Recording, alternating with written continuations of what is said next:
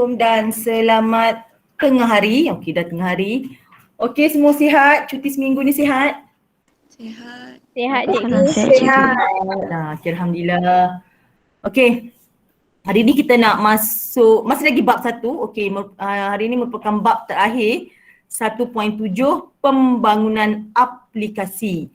Yang ni banyak teori lah, tak ada programming sangat. Okey, kita tengok satu persatu.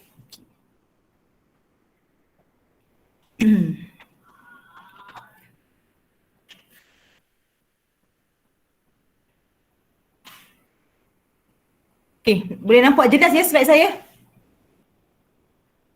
Nampak. Okey. Poin yang pertama, okey. Ya Allah, anak saya berkelas ada kelas juga.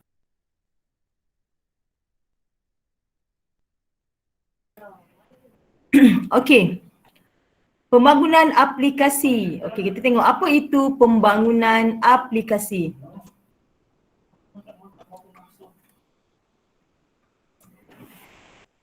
Okey, pembangunan aplikasi. Okey, kita panggil dia kitaran hayat pembangunan sistem ataupun software development life cycle ataupun panggil SDLC. Pada dalam soalan dia akan sebut SDLC, kadang-kadang disebut kitaran hayat pembangunan sistem. Itu adalah benda yang sama. SDLC tu software development life cycle, SDLC. Dia ada life cycle dia. Okey, macam contohnya macam kita nak buat projek. Dia ada cycle dia. Okey, mula kena buat apa, mula kena buat apa. Itu dipanggil life cycle dia. Okey. Juga dikenali sebagai kitaran hayat pembangunan aplikasi. Pembangunan aplikasi ni projek awak lah, Nak bangunkan apa-apa projek. Okey. Kitaran hayat pembangunan aplikasi ialah istilah yang digunakan dalam kejuruteraan sistem dan perisian ataupun sistem maklumat dan pembangunan aplikasi yang menjelaskan proses dalam SDLC ni ada proses merancang, ada proses reka bentuk, ada proses menguji, ada proses implementasi sesuatu aplikasi atau perisian. Yang awak buat nanti projek form 4, form 5 ni, projek form 4 biasanya merangka dulu, merancang dulu. Okey, lepas tu form 5 barulah mereka bentuk, menguji. Itu adalah awak kena buat satu sistem ataupun satu perisian. Sebab nanti lepas tu, sebab tu awak akan guna pembangunan aplikasi ni. Okey, SDLC terdiri daripada satu kitaran fasa yang berjujukan. Apa maksud berjujukan? Apa maksud berjujukan? Jujuk. Apa maksud jujuk? BM? Kelas, apa maksud jujuk? Jujuk tu maksudnya urutan lah, urut ikut. Okey, lepas habis fasa ni pergi ke fasa seterusnya. Lepas habis fasa ni dia akan pergi ke fasa seterusnya. Dia tak boleh pergi, okey, daripada fasa 1 awak lompat ke fasa 4, lepas tu baru awak balik fasa 2, tak boleh. Itu berjujukan, awak kena ikut je. Okey, habis fasa 1 mula dengan fasa 2. Habis fasa 2 mula dengan fasa 3. Okey, jelas? Jelas. Okey, untuk bab ni awak hanya perlu faham dan tahu dan kena hafal dia punya life cycle dia tu. Lepas tu nanti slide ni saya akan bagi. Okey, selain itu SDLC ataupun System Development Life Cycle ni dia membantu mengesan status bagi penyempurnaan projek tersebut. Metodologi umum yang terdapat dalam SDLC, okey, dulu kita pakai model air terjun. Sebab apa dia panggil model air terjun? Nanti ada contoh tak model air terjun? Okey, nanti ada contoh. Okey, model air terjun. Okey, kita pakai model RAD iaitu Rapid Application Development Model. Kita pakai model lelaran ataupun iterative model, model lingkaran ataupun spiral model dan model tangkas atau agile model. Yang ni pun kena tahu. Model hybrid pula ialah kombinasi yang terdiri daripada beberapa model. Okey, hybrid. Biasanya dia gabung, mungkin dia gabung RAD dengan air terjun, mungkin dia gabung model tangkas dengan lingkaran, itu dengan hybrid. Dia gabungan beberapa model. Okay. Dokumentasi adalah penting tanpa mengira model yang digunakan dan selalunya seiring dengan proses pembangunan. Misalnya ada kaedah yang sesuai dengan jenis projek yang spesifik, tetapi dalam analisis terakhir faktor terpenting ialah kejayaan projek yang dibangunkan. Okey, dia tak ada kaedah yang sesuai dengan jenis projek yang spesifik, tapi yang paling penting apa? Ni projek yang dibangunkan ni berjaya dihasilkan. Berjaya dihasilkanlah tanpa ada ralat. Okey. Okey, kita tengok model air terjun. Okey, model yang pertama yang sering digunakan. Dulu masa saya belajar saya guna model air terjun. Sekarang kita dah tak guna model air terjun. Okey, model air terjun. Model air terjun digunakan nanti dia tengok kelas. Model air terjun digunakan sebagai model pembangunan aplikasi memandangkan model ini mirip kepada proses-proses dalam SDLC. Okey. Model ini merupakan model terawal, mudah difahami dan mudah diuruskan. Okey. Model air terjun, dia mengandungi 5 fasa. Dia ada 5 fasa.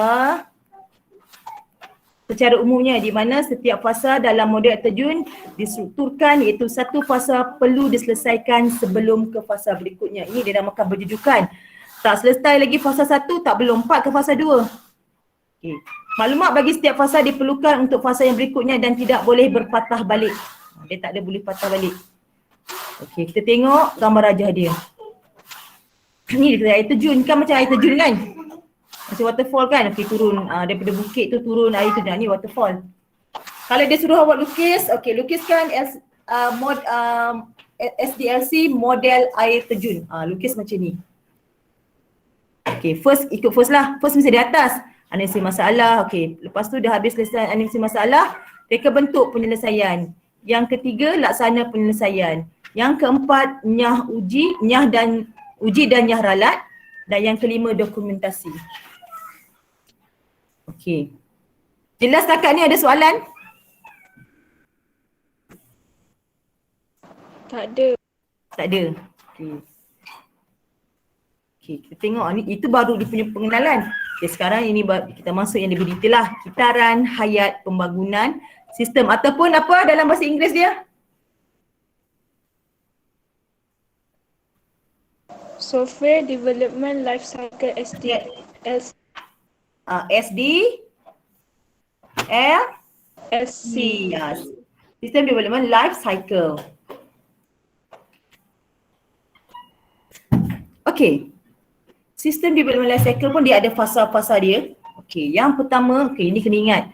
Fasa yang pertama adalah analisis masalah. Yang ini nanti kalau awak dapat insya-Allah soalan projek keluar bulan 8 atau bulan 9, awak akan buat proses ni lah. Fasa 1 ni analisis masalah. Dengan fasa ni, fasa reka bentuk penyelesaian. Okey, fasa analisis masalah. Okey. Fasa analisis masalah ialah proses mengenal pasti keperluan program dan mencari sebab sesuatu program dibina. Okey. Kita mestilah ada masalah dulu, barulah kita boleh bangunkan satu program ataupun satu sistem ataupun satu perisian untuk apa? Untuk apa? Untuk menyelesaikan Masalah. Okey. Sebab tu dia bagi fasa analisis masalah. Sorry lah, waktu tu macam ni budak-budak tengah aktif. Okey, fasa analisis masalah sebab daripada masalah yang kita dapat melalui nanti awak kena buat soal selidik. Daripada situ awak kena soal selidik. Mungkin dia kesenaraikan masalah-masalah. Daripada masalah tu lah awak nak selesaikan masalahnya, kita bina program, kita bina sistem. Lepas tu daripada masalah ni juga kita beritahu keperluan program. Kita nak guna software apa nak buat, kita nak guna alat apa yang sesuai. Semua berdasarkan fasa analisis masalah. Tak ada fasa analisis masalah kita terus pergi reka bentuk, memang tak jadi. Memang takkan jadi. Mesti bermula daripada fasa analisis masalah, baru kita boleh buat yang seterusnya. Sebab kalau tak ada fasa analisis masalah, awak terus pergi buat sistem, takkan jadi. Sebab awak tak tahu apa masalah yang terjadi sehingga awak nak membangunkan sistem tersebut. Okey, seterusnya, langkah-langkah sistematik harus dipatuhi untuk menyelesaikan masalah dan penting untuk kita memahami penyataan masalah dengan jelas. Okey, kat sinilah ada okey. Apa penyataan masalah? Okey, apa objektif? Apa objektif awak nak bangunkan sistem tersebut? Okey, siapa yang nak bangunkan, siapa yang nak guna sistem tersebut? Okey, lagi apa lagi? Skop, objektif, analisis masalah. Itu dulu lah fasa analisis. Okey. Kena tahu dengan jelas. Okey, awak nak tahu, okey, katalah macam okey, yang nak guna sistem awak ni cikgu-cikgu. Tapi bila bangunkan sistem, tapi awak tebak awak tak buat fasa analisis masalah ni, awak buat sistem. Okey, dekat fasa analisis masalah ni awak dah kena state kan, okey, apa objektif, apa masalah sistem lama, apa objektif awak nak bangunkan sistem baru. Okey, siapa yang nak guna sistem awak? Dekat sini bila awak dah nyatakan baru awak nampak apa yang awak akan bangunkan. Kalau kat sini pun awak tak buat pasal analisis masalah, memang tak akan jadi awak punya sistem. Okey. Permulaannya analisis masalah yang dihadapi dengan menggunakan analisis input, proses, output. Bila kita dah tahu ni baru kita beri input dia. Input, okey, apa data yang nak masukkan, okey, apa proses yang kita akan lakukan, okey, apa output yang kita akan dapat berdasarkan masalah-masalah yang awak dah kenal pasti sebelum ni. Okey, so jelas? Ada soalan tak? Bab ni boring sikit lah. Sebabnya awak kena dengar je saya cakap.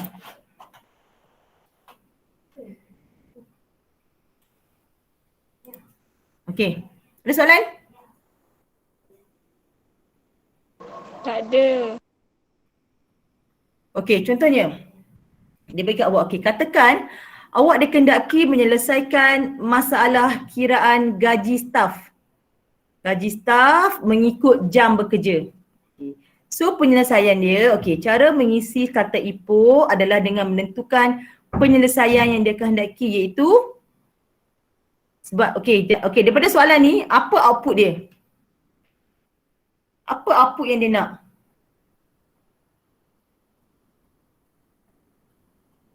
Gaji staf? Yes, dia nak gaji staf. Ini adalah output dia. Okey, dia nak gaji staf. Okey, sebagai output kat sini boleh dinyatakan. Okey. Yang kedua, awak kena tahu formula untuk hasilkan gaji staf, iaitu kadar jam sejam bekerja didarabkan dengan bilangan jam bekerja.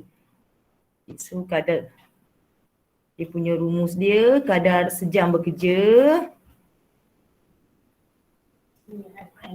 darab dengan bilangan